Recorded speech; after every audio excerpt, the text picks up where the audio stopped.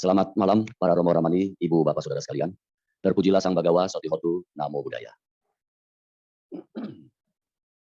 Pertama, terima kasih saya sampaikan kepada Pak Sarwan, pengurus Wihara Pluit Dhamasuka. Juga terima kasih kepada pembawa acara dan pemimpin puja bakti, begitupun dengan Cece kita yang membawakan Wihara Gita, Lord Buddha. Suaranya begitu bagus ya, nggak kalah dengan Agnes Monika. Juga Bapak dan Ibu, terima kasih sudah hadir pada malam hari ini di wihara kita yang mulia ini. Gak kerasa 2 tahun lebih ya, 2 tahun lebih Ibu ya. Ibu tambah muda aja. 2 tahun lebih kita nggak tatap muka, lewat Zoom aja lihat ya. Lewat Zoom, saya ceramah juga lewat Zoom, nggak lengkap. Rasanya ada yang kurang gitu. Kalau belum ketemu wajah-wajah Bapak dan Ibu yang ngangenin, bikin rindu, bikin kangen. Berdoa siang malam supaya tamu yang nggak diundang itu cepat pergi. 2 tahun lo betah dia namu di tempat kita. Ono nggak boleh, ini nggak boleh, kemana-mana pakai masker, tangan dicuciin mulu, tipis kulit. Nggak kerasa banget 2 tahun Bapak Ibu ya, rasa rindu ya. Ternyata beda tuh puja bakti di rumah sama di wihara ya. Kayak tadi meditasi, biar kata 10 menit ada ya, 5 menit, biar kata 5 menit, khusyuk banget, tenang banget. Kenapa? Sebab kita ada di Dhammasala yang mulia ini. Maka HP biar bergetar bagaimanapun agak bakal kita angkat. Coba di rumah, duduk 2 menit, kegetar HP.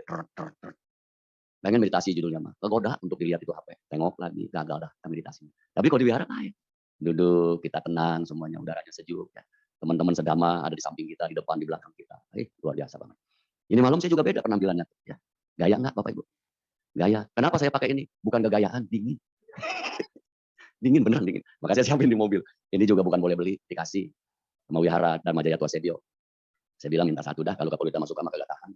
Dinginnya luar biasa, AC-nya kayak mau.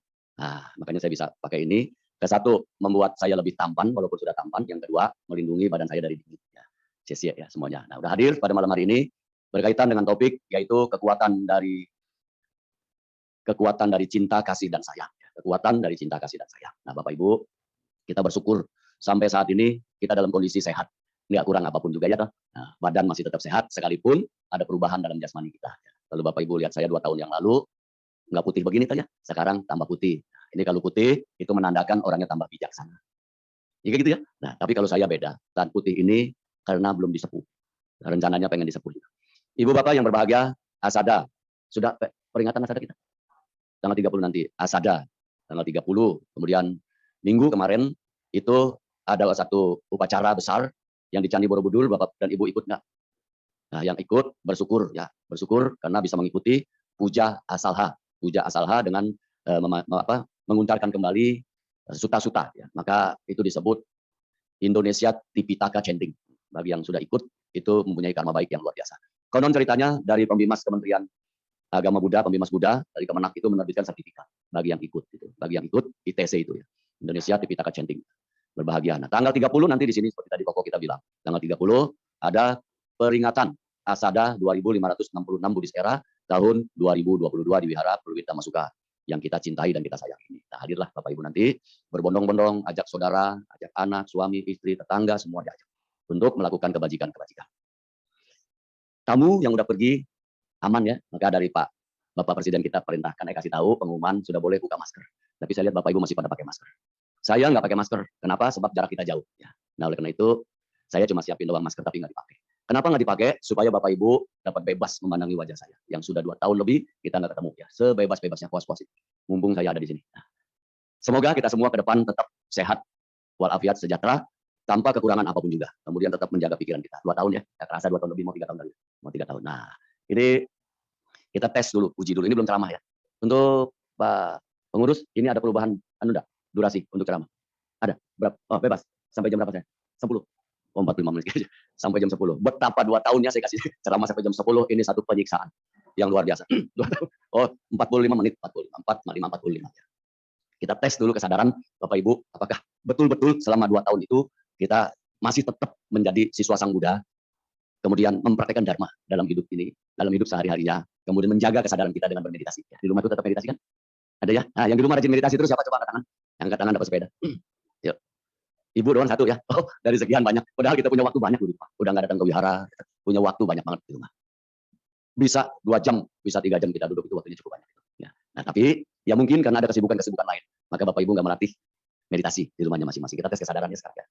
Ini ada bangku sebelah kanan, saya ada Bapak Ibu, ada bangku sebelah kiri, saya ada Bapak Ibu, kemudian ada yang di tengah. Sekarang kita bagi dua ya. Nah, Cece kita ini baju putih, Bapak yang baju abu-abu, terus ke belakang yang baju merah itu koko kita ya. Ini ibu-ibu sebelah sini ke sini, ini ke sini ya. Kita tes kesadaran ya. Ini untuk menguji apakah kita tetap terkendali selama 2 tahun kagak ketemuan. Coba semoga Bapak Ibu sesuai dengan apa yang saya harap ya, dapat melatih kesadarannya dengan baik. Oke. Sekarang kita tengok dari sini. Ini ada lampu downlight ya, downlight sebutnya ya. Downlight ini ada 1, 2, 3, 4, 5, 6, 7, 8, 9, 10. Tengok ke sana ya, ada 10 ya, ada 10. Oke. Sebelah kanan saya ini Bapak dan Ibu juga rasanya pasti sama, nggak mungkin nggak sama. Hitung 1, 2, 3, 4, 5, 6, 7, 8, 9, 10. Yang ini kagak hitung ya, yang sebelah sana doang. 10 sebelah kanan, 10 sebelah kiri. 10 kanan, 10 kiri, yang bagian sini ke sini, yang ini ke sini. Coba kita tes kesadarannya. Yang sebelah sini ini untuk menyalakan lampu ini ada yang namanya saklar, gitu. Saklar ya, saklar, pencet lampu nyala. Yang sebelah kiri saya ini juga sama, pencet lampu nyala semua. Nah, tapi ada perbedaan antara kanan dan kiri. Ketika lampu itu dinyalain, Ini yang sebelah kanan ini pasti cetek saklarnya, tombolnya dipencet, cetek gitu. Nyala lampunya. Nyala semua. Selama 24 jam. Kagak mati-mati selama 24 jam. Kemudian yang sebelah kiri ini sama, saklarnya dipencet. Ya. Dan apa yang terjadi? Ada perbedaan kanan dan kiri. Ternyata yang ini begitu pencet tombolnya, nyala terus 24 jam. Ini juga sama, mau dinyalakan 24 jam. Tetapi ada sedikit perbedaan antara kanan dan kiri. Begitu ini dinyalain yang sebelah kiri, cetek. Terjadi lampunya nyala, hidup, nyala, hidup, nyala, hidup, nyala, hidup. Nah, pertanyaannya, mana lampu yang cepat putus? Ya, sebelah sini ya Pak, sebelah sini ya. Coba yang setuju, sebelah sini cepat putus, angkat tangannya. 1 ibu yang rajin meditasi, 2, 3, 4, 5, 6, 7, 8, 9, 10, ya 10 ya. Nah, yang nggak angkat tangan berarti nggak setuju ya. Lampu ini cepat putus ya. Kagak setuju ya, lampu ini cepat putus ya. Ya, Bapak Ibu, ini tes uji, bukan uji nyali, bukan uji nyali. Uji kesadaran. Maka pentingnya kita menjaga pikiran kita.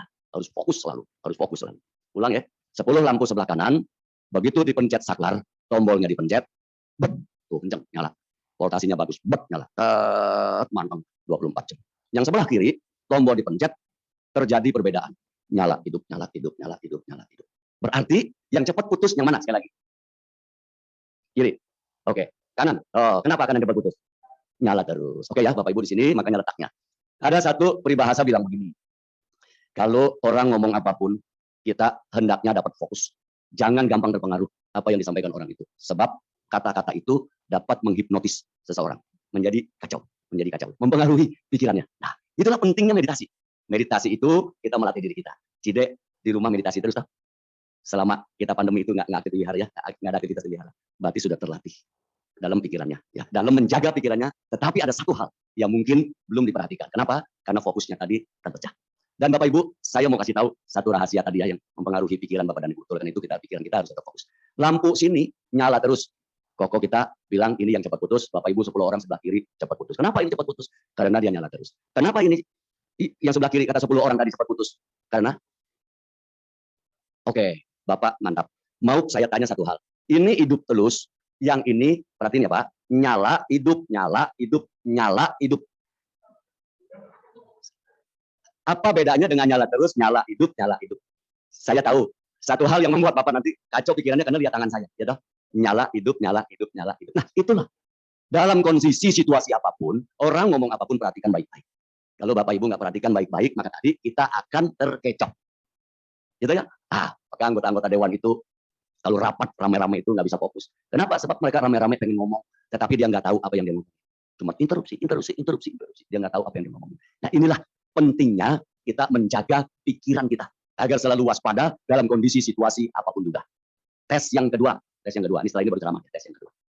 Perhatiin lagi baik-baik ya. Saya nggak tahu ada apa di pikiran Bapak dan Ibu nih. Saya nggak tahu ada apa di pikiran Bapak dan Ibu. Maka pikiran itu pelopor, setuju ya? Dhammapada ini yang paling depan tuh menyatakan di sini disampaikan pikiran itu adalah pelopor. Pikiran menentukan kejadian-kejadian. Oleh karena itu sekali lagi saya sampaikan hendaknya kita fokus terhadap apapun yang kita lihat dengan kontak mata kita. Kemudian kita dengar dengan telinga kita. Jangan-jangan kita salah mengartikan semuanya seperti tadi. Nyala terus, nyala hidup, nyala hidup. Ternyata sama tuh. Nah, cuma yang menjadi beda fokusnya Bapak dan Ibu nggak fokus. Oleh karena itu rajin-rajinlah untuk bermeditasi. Setiap kejadian apapun hendaknya kita cerna terlebih dahulu, jangan buru-buru ngambil keputusan. Saya juga sudah mengalami hal seperti itu. Informasi yang saya dapat dari anggota saya, keburu-buru saya ambil keputusan sehingga merugikan diri saya dan orang lain. Saya kapok. Belakangan begitu dengar apapun nggak pernah saya ambil keputusan langsung. Saya cerna dulu pelan-pelan. Ditambah lagi usia sekarang sudah 63. Maka nggak boleh buru-buru ngambil keputusan apapun juga. Bisa-bisa salah. Nah ini ya Bapak Ibu, tes uji kesadaran pada malam hari ini. 2 tahun kita nggak ketemu, ternyata masih belum bisa fokus. Wajar nggak? Wajar. Itulah sebabnya ke depan kita harus lebih melatih diri kita. Ya, tes yang kedua, mau nggak? Mau. Tes yang kedua, oke nggak? Tambah nanti lebih ketahuan lagi nggak pernah meditasi. Nah, kalau begitu, jangan. Nanti tes kedua, japri aja ke saya. Romo, apa tes yang kedua? Nah, supaya nanti biar nggak ketahuannya jarang-jarang meditasi. Baik, Bapak dan Ibu, saudara sekalian, mari kita bersikap anjali. Kita awali Dhamma pada malam hari ini dengan topik cinta, kasih, dan sayang menjadi satu kekuatan yang besar. Namo tassa bhagavato arahato sama sambuddhassa. Namo tassa bhagavato arahato sama sambuddhassa. Namo tassa bhagavato arahato sama sambuddhassa. Terpujilah Sang Bhagawa yang Maha Suci, yang telah mencapai penerangan sempurna. Terpujilah Sang Bhagawa yang Maha Suci, yang telah mencapai penerangan sempurna. Terpujilah Sang Bhagawa yang Maha Suci, yang telah mencapai penerangan sempurna. Pancaran sinar kesucian dan kebijaksanaan Tiratana senantiasa memancar kepada kami semua, yang pada hari ini telah kami panjatkan parita, sutta, dan gata. Semoga kami semua senantiasa tetap berlindung dan dalam lindungan Tiratana. Semoga Dhamma tetap menjadi penuntun kami, dan berkahnya Sangha senantiasa mengikuti langkah kami sekarang dan untuk selama-lamanya. Sabe sata bawantu suki tata. Semoga semua makhluk hidup berbahagia. Sadu, sadu, sadu. Terima kasih. Saya baru 3 minggu yang lalu kehilangan satu sahabat. Merupakan salah satu pengurus di Labuan Wihara yang saya bina. Wihara Buddha Ratana di ujung Jakarta. Cukup jauh dari sini, yang pernah saya sampaikan berapa waktu lalu sebelum pandemi. Perjalanan dari Jakarta menuju Labuan bisa 4-5 jam. Itu tempat pembinaan saya. Kemudian dibangun Pusdiklat, sudah berdiri 80%. Selama pandemi 2 tahun istirahat karena kehabisan dana. Ini bukan modus cari dana ya, bukan modus cari dana ke Bapak Ibu, bukan. Cuman kalau yang kasihan berdana. Teman saya itu, pengurus saya itu luar biasa. Mengabdikan dirinya untuk Buddha Dhamma itu luar biasa. Tidak diragukan lagi. Umurnya di bawah saya 3 tahun. Ini satu kebajikan ditimbun semasa hidupnya itu luar biasa. Dan dia total mengabdikan kehidupannya itu untuk Buddha Dhamma. Setiap kegiatan apapun saya undang, saya panggil, dia pasti datang ke Jakarta. Dan waktu, pikiran, materi, tenaga, dia siap setiap saat. Namanya Pak Hendra. Nama tonginnya Ko Ahong. Datangnya dari Kundien. Lengkap ya. Usahanya toko emas di Pasar Panimban. Kalau ada kegiatan keagamaan Buddha khususnya, dia pasti tinggalin tokonya. Luar biasa, dia tinggalin tokonya untuk datang melakukan kebajikan-kebajikan. Seiring waktu berjalan, Ko Ahong ini melayani dengan cinta, dengan kasih, dengan sayang. Bapak dan Ibu, cinta dalam hal ini tanda kutip ya. Bukan cinta-cintaan antara seorang laki-laki dengan seorang perempuan yang masa-masa berpacaran, bukan. Cinta ini lebih pada pengembangan meta. Metanya begitu kuat untuk menimbun kebajikan dalam kehidupannya. Usahanya cukup bagus. Kaya sekali enggak, tetapi lancar banget, lancar sekali. Dan orangnya nggak pernah hitung-hitungan soal untung dan rugi kalau dalam berbuat baik itu. Dan dia nggak pernah setiap kali berbuat baik itu, semoga kebajikan yang saya timbun ini berbuat toko saya laris manis, nggak pernah seperti itu.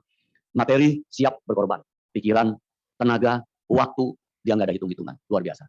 Sering waktu berjalan, mungkin dia punya tugas di dunia ini sudah selesai. Saya ngomong ke keluarganya, Ko Ahong ini sudah purna tugas di dunia ini. Maka dia pergi, pindah tempat tinggal, pindah alam. Dan itu nggak sakit, Bapak Ibu. Luar biasanya, nggak sakit ya. Pagi-pagi cucunya masuk kamarnya, panggil Akung. Akung suruh bangun, tapi Akungnya nggak bangun-bangun.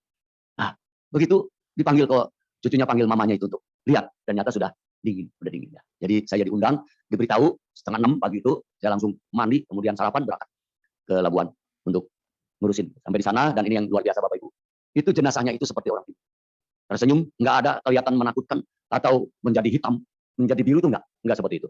Saya datang, saya lihat, wah ini luar biasa. Jadi saya kayak orang pintar. Saya bilang ke keluarganya, ini papahmu ini, suami ibu ini, pasti lahir dalam surga. Saya pastiin, hebat ya. Saya pastiin. Pasti lahir dalam surga ini. Lihat wajahnya, sedikit pun nggak ada seperti orang meninggal. Luar biasa. Saya bantu urusin, dibersihin dan seterusnya. Malam hari masuk peti, dan itu Bapak dan Ibu, jenazahnya itu, wajahnya itu nggak pucat. Wajahnya itu bersinar. Kemudian seperti ada minyaknya gitu. Ya, saya nggak percaya ini apa dia benar meninggal apa. Saya pegang lagi badannya, kemudian kakinya, tangannya. Ternyata memang sudah dingin. Nah, ini menandakan apa yang dia lakukan semasa hidupnya, kebajikan-kebajikan yang ditimbun itu berbuah pada waktunya yang tepat. Sekalipun dia sudah mengalami peleburan jasad. Kalau saya menyebutnya peleburan jasad, bahasanya purna bawa. Bawa jasmani, purnanya purna itu sempurna. Jasmaninya sudah ditinggalkan oleh batinnya. Maka sisa jasmani yang harus disempurnakan melalui pemakaman, melalui kremasi, dan seterusnya. Inilah Bapak dan Ibu yang saya mau bagi pada malam hari ini. Betapa kuatnya. Betapa hebatnya itu. Perbuatan kebajikan yang didasari oleh cinta kasih yang kuat. Dan dia nggak pernah berhitung dalam hal apapun juga. Saya menurutnya.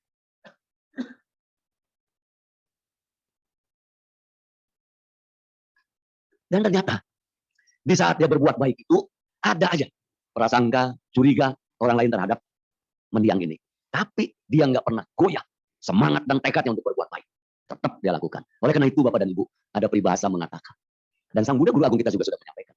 Untuk berbuat baik itu kagak gampang. Setuju ya? Berbuat baik itu nggak gampang Bapak Ibu.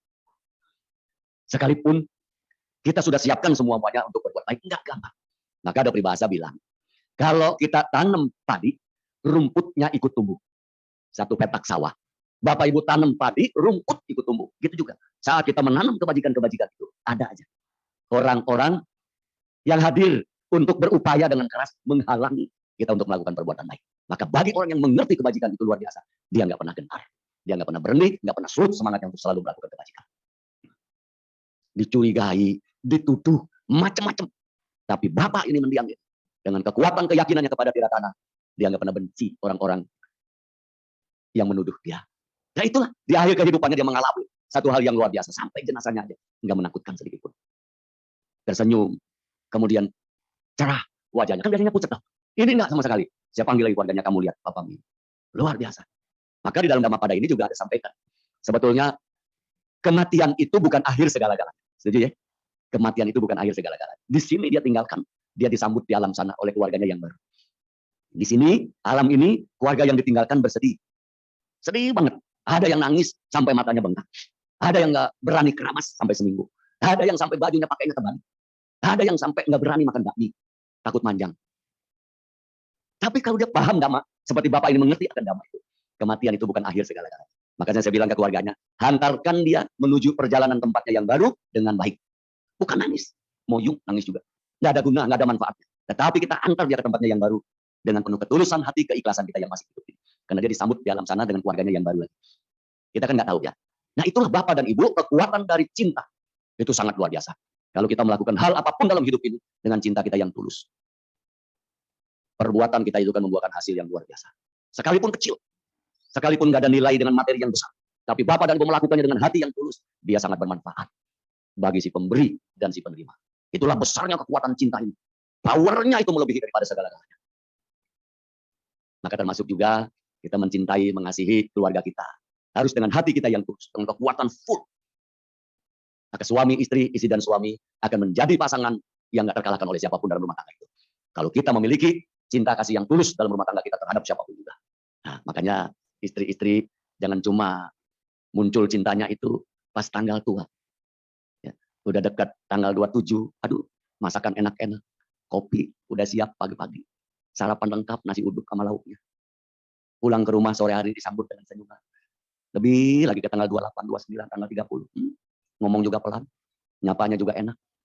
Hati-hati di jalan kalau berangkat kerja. Tanggal 29, tahu pulang tanggal 30 bawa amplop.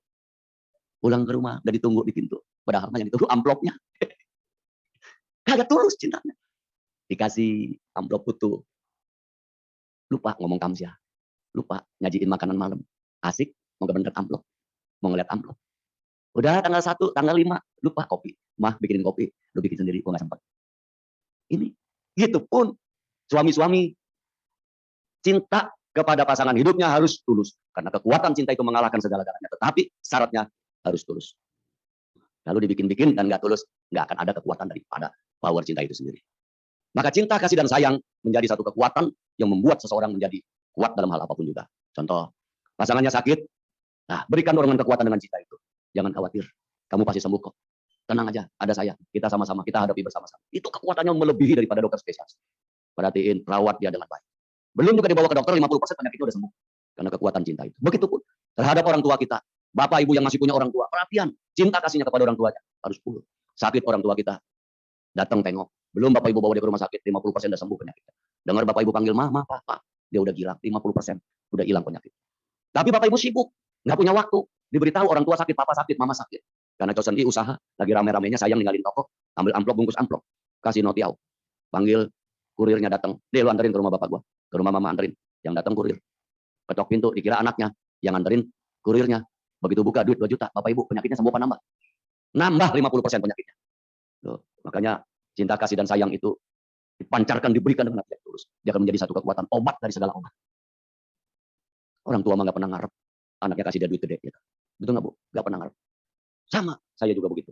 Orang anak-anak saya datang, Sintia Paikui, kasih ampau. Nah, saya menolak Pak. Bukan saya orang kaya Bapak Ibu. Enggak. Mobilnya tahun 2002 itu dibeliin sama Bupati Labuan. Bukan orang kaya. Saya nggak butuh ampau. Coba itu orang tua yang lempeng kayak saya. Yeah. Tidak butuh ampau. Dia datang kasih saya ampau. Pak Yongki, Pak Ibu ini ampau. Jangan. Nggak usah kasih Papa ampau. Lu datang aja Papa udah girang. Mama udah girang. Betul nggak? Saya tidak butuh ampau. Sombong banget. Bukan sombong. Saya bukan orang kaya. Saya nggak butuh ampau. Anakku bawa pulang. Angpaunya bawa pulang. Papa butuh isi ampau. Angpau panjang-panjang 20 cm, lebar 5 cm. Isinya mau gue peceng. Moyong. Lu nggak usah pakai amplop cap tiau. Ini Papa moyong. Itu intermezzo. Ya, sungguhan ini Bapak Ibu. Yang dibutuhkan oleh orang tua kita adalah cinta kasih yang begitu besar perhatiannya. Dan ini ada satu kenyataan, mungkin kalau Bapak Ibu pernah tahu, Wisma Kasih yang ada di Cipanas, Wisma Kasih Tata, punyanya Suhu Kristin yang di Pasir Cina, Bu. Itu banyak lansia-lansia di situ. Ya. Oma, opa itu banyak di situ. Ada satu waktu saya baksos ke sana. Makanya saya kalau punya lahan, orang anjurkan suruh bikin panti jompo, nggak mau saya. Karena kita nggak mendidik anak-anak untuk hawa, Pak. Setuju ya? Kita nggak mendidik anak-anak untuk menjadi anak yang berbakti. Nanti dia mentang-mentang punya cian, dia titip, kasih dia bayar cap, dia buat dia. Tapi dia nggak berbakti kepada orang tua. Saya ada lahan, yang sebenarnya cerita saya dikasih di Bogor itu. Sampai sekarang masih belum diapa-apain. Yang dulu rencananya mau bikin panti rehabilitasi narkotika. Nggak jadi saya bikin, takut saya. Nah, mungkin saya bikin panti asuhan yatim piatu. Kalau ada yang bilang, Romo, panti jompo lansia, nggak mau. Kita nggak mengajarkan anak-anak itu untuk berbakti kepada orang tuanya. Di Wisma Kasih itu ada AI, umur mungkin baru lacak. Ya. Masuk baru 2 bulan. Saya pas baksos ke sana, cerita. Saya baru 2 bulan di sini, Romo. Sedih banget saya. Saya punya anak 2. Semuanya cewek. Dan dua-duanya sudah married. Terus kenapa ayah ada di sini? Itu anak dua-duanya nggak mau bawa dia. Dulu dia bikin catering, ya. Dari anaknya kecil, single parent, biayain anaknya, sekolahin sampai sarjana dan seterusnya, dinikahkan dengan hasil jerih payah ya. Dapat suami, anaknya ini ceweknya, anaknya cewek, dapat suami tinggal di Pantai Indah Kapuk, mewah. Nah, tinggal Pantai Indah Kapuk. Mungkin entah bagaimana, nggak mungkin juga karena si mamah ini nggak terkondisi bisa tinggal dengan anaknya, maka anaknya bawa dia ke panti jompo. Aduh, cerita sedih. Nah itu Bapak Ibu. Masuk ke sana itu bukan yang menjadi lebih sakit ya. Ininya pikirannya selalu ngerendotin. Betapa jelek nasibnya. Dia bilang itu betapa jelek nasibnya. Kenapa saya sampai seperti ini? Nah ini yang dharmanya mungkin kurang. Kesempatan hadir di sana saya cerita, AI sebetulnya bukan nasib yang jelek. Bukan nasib yang jelek. Karena kebetulan berbuahnya akan memburuk AI.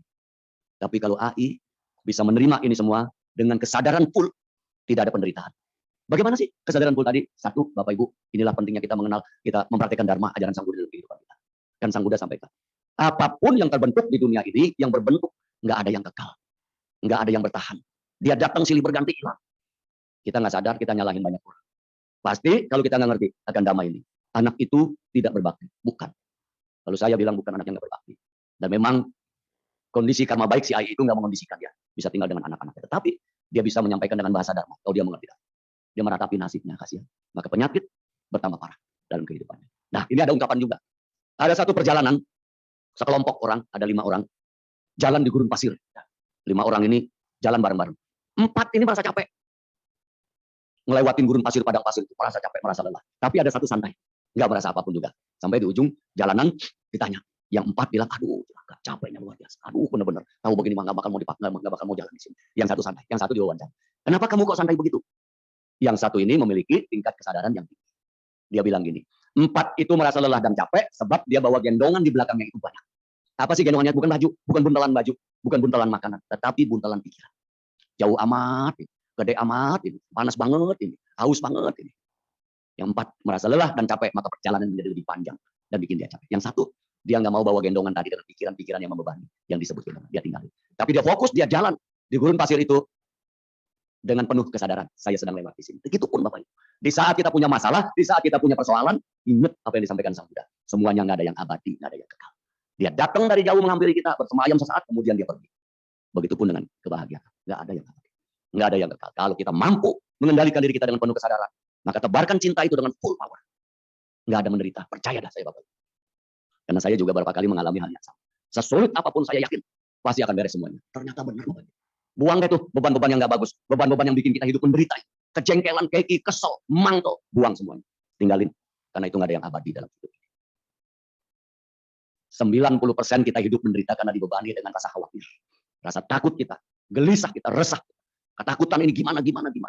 Itu yang bikin kita menjadi tambah nggak benar. Dan berapa kali saya tes uji coba, masalah sesulit apapun, saya yakin Bapak Ibu saya bukan kesohor. Itu yang bangun pusdiklat itu siapa yang bisa pikir itu bisa dibangun di tengah-tengah umat muslim yang 99% garis keras di daerah ujung kulon. Bapak Ibu tahulah daerah situ. Tapi saya bisa beserta teman-teman mendirikan wihara, mendirikan pusdiklat di sana tanpa ada keributan dikit pun. Malah didorong, malah dibantu sama penduduk sana sekalipun dia muslim. Belum ngantongin IMB, mereka malah datang, bangun aja Pak Romo. Manggilnya Pak ditambah Romo, Pak Romo. Bangun aja Pak Romo. Kami garansi. Tidak ada satu potong bata pun yang hilang dari proyek ini. Kita garansi. Coba. Kenapa bisa begitu? Satu, kekuatan meta. Pancaran cinta kasih yang tulus tadi itu menjadi satu kekuatan. Dia akan mengalahkan apapun juga. Tapi ini bukan buat berantem ya Bapak Ibu, bukan buat berantem. Tapi saya percaya dan yakin dengan meta cinta kasih yang universal itu, nggak memandang suku, ras dan agama, perempuan, laki-laki, kulit hitam, kulit putih. Kalau kita pancarkan meta itu dengan kekuatan keyakinan kita, hati kita yang tulus, semua diterobos dan semua berhasil dengan baik. Gitu pun Bapak Ibu ngadepin pasangan hidup yang galak, istri galak, suami galak, jangan kendor semangat. Digalakin lagi, nggak bakal bisa. Harus dihadapi dengan meta. Meta cinta kasih dan kasih sayang yang tulus dari hati kita. Sama saya juga. Bapak Ibu tanya, Romo terhadap istrinya bagaimana? Namanya kita cari pasangan hidup itu pasti banyak perbedaan. Tapi saya ngerti kan siswa Sang Buddha, ya Pak. Ngerti Dharma. Saya hadapi semuanya itu dengan meta, dengan kesabaran. Gak pernah saya marahi istri saya. Coba sampai sekarang. 40 tahun masa pernikahan, gak pernah saya omelin istri saya itu. Namanya Ibu Yuli. Beruntungnya perempuan itu. Dapat suami yang begini baik. Gak pernah saya omelin. Dia bikin salah, gak pernah saya salahin. Gara-gara kamu. Meta, panjarkan. Ngerti Dhamma. Siswa Sang Buddha. Dipanggilnya Romo, Pandita. Masa iya saya marah? Tiap yang melakukan apapun memang ada sedikit ceroboh. Apapun yang dipegang ada aja yang jatuh. Tapi saya nggak pernah omelin. Ambil uang di dompet nggak pernah saya tanya kalau berapa. Mau belanja apa nggak pernah jangan beli, nggak pernah. Wah mau ini beli, wah mau ini beli. Coba. Hebat ya saya. Nggak pernah saya larang dia. Beneran ini nggak pernah saya larang dia. Apa saya ngomelin dia nggak pernah. Bangun kesiangan nggak pernah saya bilang gimana sih jadi istri. Bangun siang-siang kayak begini, suami mau berangkat kerja, belum disiapin minuman sarapan nggak pernah. Dia nggak bangun, saya nggak pernah goyang badannya. Bangun. Biarin dia tidur, dia mungkin capek. Ini baik tuh. Bikin kopi bisa kita punya tangan punya kaki ya bu. Ngapain mesti? Mau sarapan, ya nasi goreng timbang goreng doang, masukin kecap, masukin bawang, masukin bumbu racik, aduk-aduk. Makan beres. Nggak pernah cerewet. Maka dia happy punya suami seperti saya. Kenapa saya nggak pernah marahi dia? Karena saya tahu dia mau jadi saya punya istri, dia mau bahagia. Setuju ya Pak Tuh? Maka buat saya seorang suami nggak boleh sakitin istri, nggak boleh bikin dia kecewa sedikit. 2 tahun lo, please dong, ngerti lah. Yang bagus-bagus gitu. Masa kode melulu. 2 tahun lo saya kasih waktu. Nah, masih juga kagak sadar. Kenapa saya nggak pernah marahin dia? Cuma satu Pak kuncinya. Ya, meta tadi. Ya, kekuatan dari meta itu. Saya paham, saya tahu. Bonus kuncinya. Kenapa saya nggak pernah marahin dia? Sebab dia lebih galak dari saya.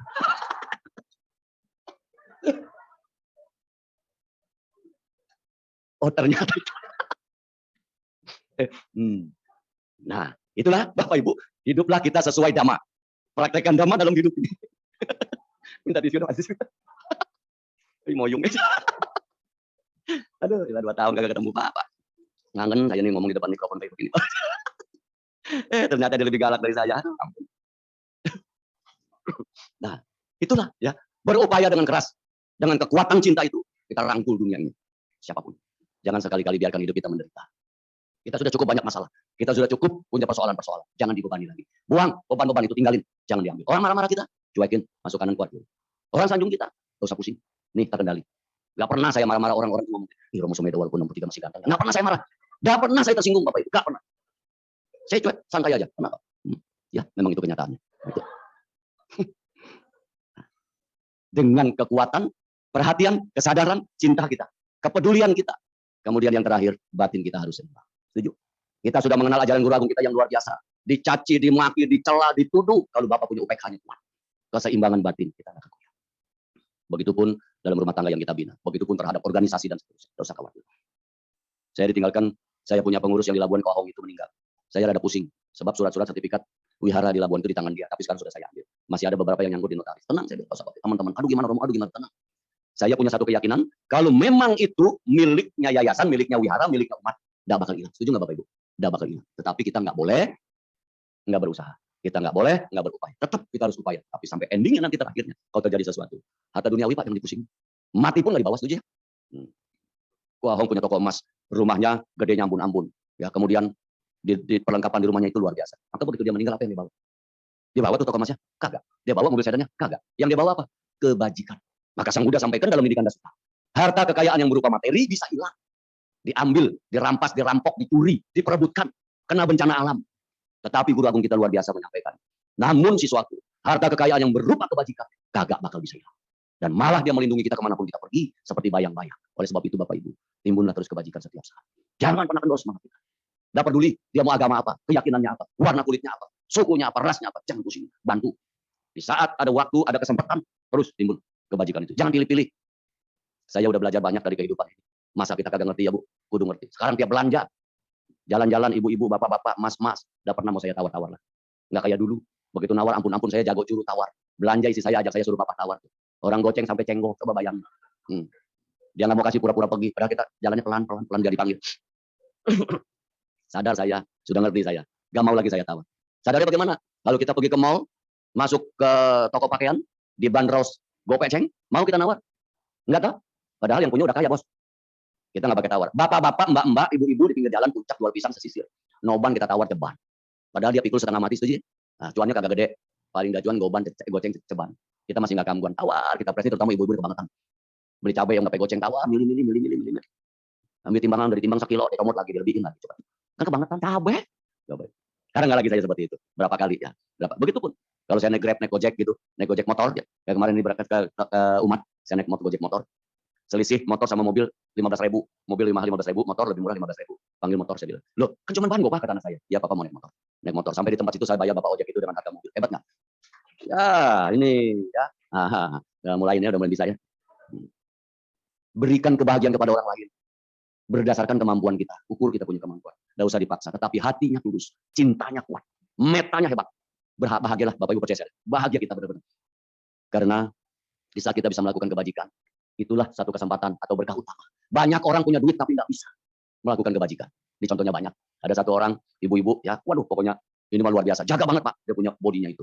Usahanya hebat, naik mobilnya, ada 4 mobil mewah semuanya. Tapi sayang, setiap makan nggak pernah ada nasinya. Makannya sayur melulu.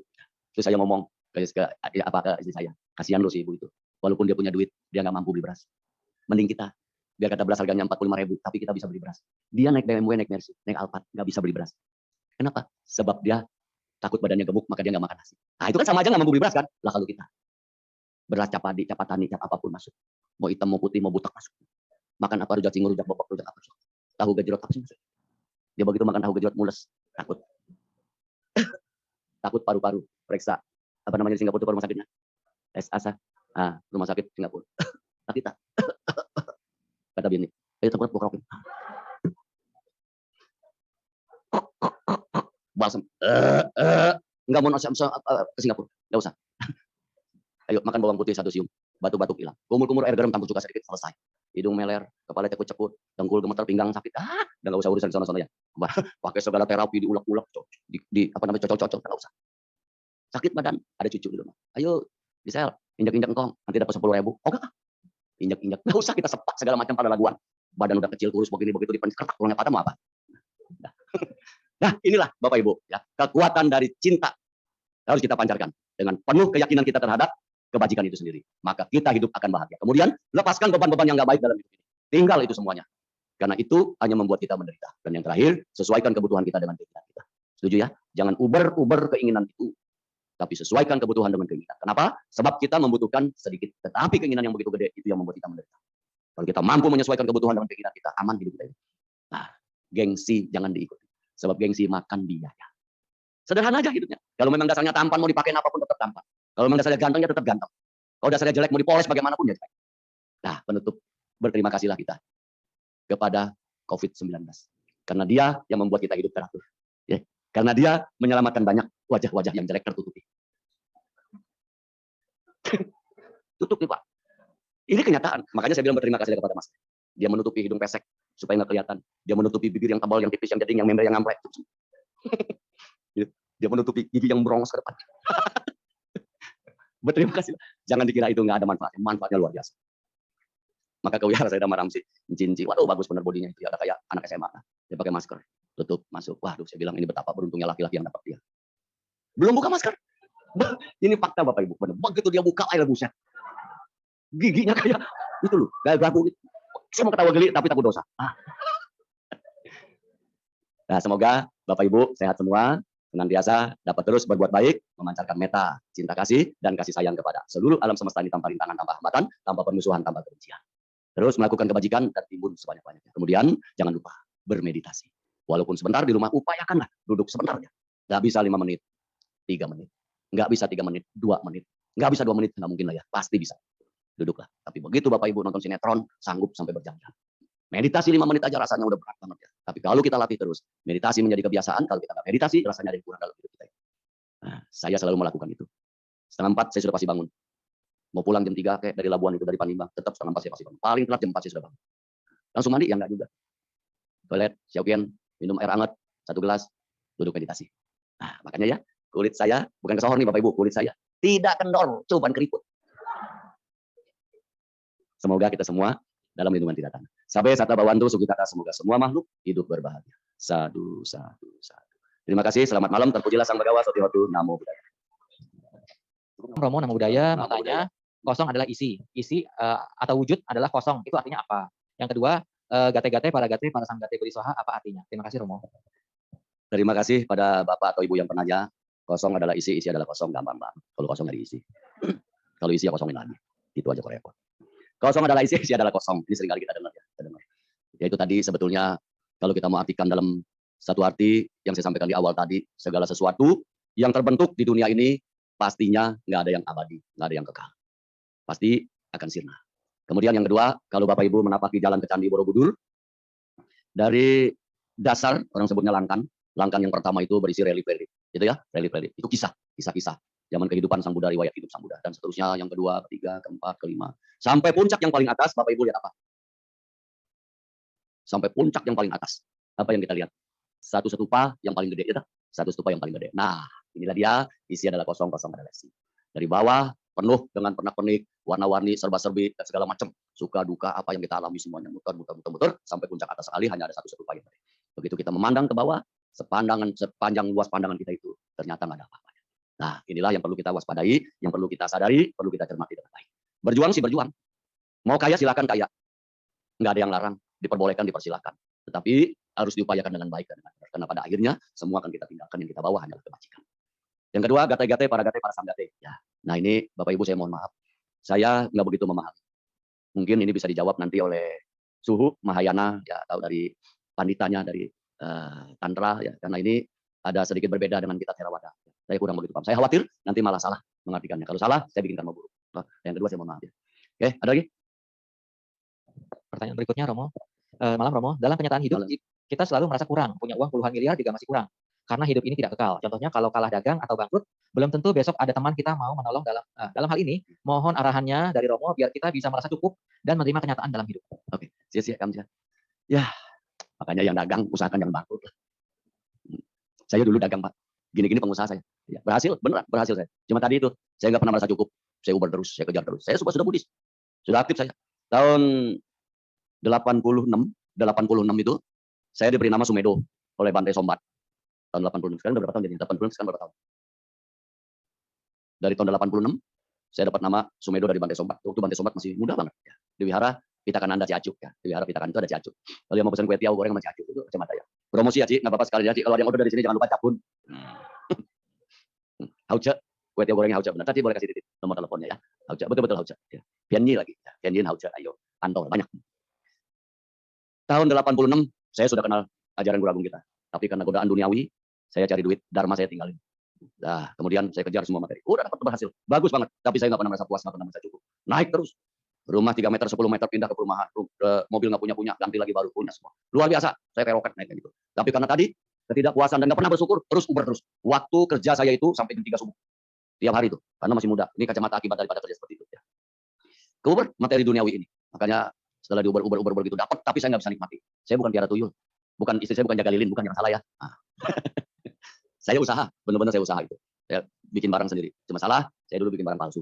Nah, palsu itu karena demi memuaskan nafsu keinginan tadi, saya Uber semua materi dunia, kayak harta materi duniawi. Dapat, men. Tapi begitu pada titik matangnya karma buruk saya itu, dia berbuah, maka saya ditangkap polisi. Ya. Nah, ini fair aja jujur ya, maka jangan ikutin jejak saya, itu nggak bagus. Nah, tangkap polisi, akhirnya duit yang ada itu habis buat nyogok polisi. Makanya orang tua kita bilang, duit setan dimakan jin. Berupayalah dengan benar. Kita harus mampu dan bisa bersyukur apa yang sudah kita punya. Jangan diuber-uber sama duniawi ini, karena dia selalu membuat kita untuk kejar itu semuanya. Tapi jangan juga lemes, maksud jangan juga pasrah, nyerah, salah besar. Kalau begitu udah dah, kita nggak usah kerja besok. Ini salah. Tetap upaya, tetap usaha, berapapun hasilnya, dengan cara yang benar tadi, bersyukurlah. Bahwa satu, kita masih sehat. Dua, kita bisa kumpul keluarga sore hari, malam hari di rumah kita. Besok pagi, cari usaha lagi. Tapi kalau Bapak Ibu ikutin kayak langkah saya dulu, menyesal. Begitu, karena buah karma buruknya yang gitu gede, saya sadar. Yang membuat saya sadar itu ya di dalam tahanan. Saya duduk meditasi, makanya saya nggak pernah tinggalkan meditasi. Saya duduk meditasi, saya renungkan, saya dapat di situ. Bahwa apapun yang dilakukan dengan perbuatan-perbuatan yang kurang baik, dia akan berbuah pada waktunya yang tepat. Apapun yang dilakukan dengan kebaikan-kebaikan, dia akan berbuah pada waktu yang tepat. Nah, sekarang saya merasakan. Setiap kali kebajikan-kebajikan yang dilakukan ini, tanpa mengharapkan apapun, dia berbuah pada waktu yang tepat. Salah satu contoh, Wihara Pustika bisa berdiri dengan baik. Saya nggak punya duit sama sekali. Saya percaya dan saya yakin. Tapi Bapak Ibu ini luar biasanya kebajikan itu. Begitu butuh apapun, saatnya datang, saatnya nyampe, saatnya ada. Semuanya nggak berbuah pada waktunya yang tepat. Nah, tambah kokoh, tambah kuat, tambah yakin. Terus timbul kebajikan. Makanya ini bukan pamer. Saya hidup sampai sekarang ini tidak pernah berkekurangan dalam hal apapun juga. Saya cukup semuanya. Kenapa? Saya lebih bahagia ketika saya bisa melakukan kebajikan-kebajikan. Karena nggak semuanya bisa dihitung dengan materi. Ya, jadi penanya yang kedua tadi itu, kalau saatnya mengalami kemerosotan, jangan salahkan yang lain-lain. Tetapi introspeksi ke dalam diri kita. Pasti ada yang salah. Bukan orang lain, bukan ujian, bukan cobaan, bukan kutukan, bukan. Tetapi ada di dalam diri kita. Karena kita adalah sebab, maka menimbulkan akibat. Kita datangkan sebab-sebab itu, jadilah akibat-akibat itu. Siapa yang bertanggung jawab? Kita. Beresin oleh diri kita sendiri. Maka itu pentingnya bermeditasi, renungkan ke dalam diri kita. Perubahan itu datang dari dalam, bukan dari luar. Nggak ada yang bisa merubah kita kecuali diri kita sendiri. Mau lebih baik lagi, sekarang harus lebih baik. Mau lebih berhasil, harus rajin berusaha. Tapi caranya yang benar. Jalan mulia berunsur 8. Itu sudah bocah deh. Mata pencaharian benar, daya upaya benar, usaha. Nggak ada yang kurang. Semakin kita merasa kurang, semakin kita uber, semakin kita kejar, ibu bapak semakin kita menderita. Nah, sesuaikan kebutuhan dengan keinginan kita. Selesai deh semuanya. Oke? Ya, terakhir Bapak Ibu saya mau tutup nih Dhamma Desana pada malam hari ini dengan satu ungkapan kata-kata bijak seperti ini. Jika Anda membenci seseorang, maka Anda sudah dikalahkan orang tersebut. Belajar tanpa berpikir tidak ada gunanya. Kemudian berpikir tanpa belajar itu berbahaya. Jika Anda melakukan kesalahan dan tidak memperbaikinya, itu disebut kesalahan. Kalau kita melakukan kesalahan kemudian nggak memperbaikinya, itu disebut kesalahan. Hidup itu sangat sederhana, tetapi kita bersikeras membuatnya rumit. Ini cakep nih. Hidup itu sebetulnya sederhana, tetapi yang bikin dia rumit itu adalah diri kita sendiri. Nah, kebijaksanaan, belas kasih, dan keberanian adalah 3 kualitas moral manusia yang diakui secara universal. Jangan pernah menyesal mengenal seseorang. Orang yang baik akan memberikan kebahagiaan. Orang yang tidak baik akan memberikan pengalaman. Orang yang jahat akan memberikan pelajaran. Orang yang sangat baik akan memberikan kenangan terindah. Nah, makalah jadi orang baik untuk selalu dikenang oleh siapapun juga. Selamat berjuang, semoga kita semua senantiasa sehat selalu, berhasil tercapai apapun yang diinginkan. Terima kasih, selamat malam, terpujilah Sang Bhagawa Soti Hotu, Namo Buddhaya.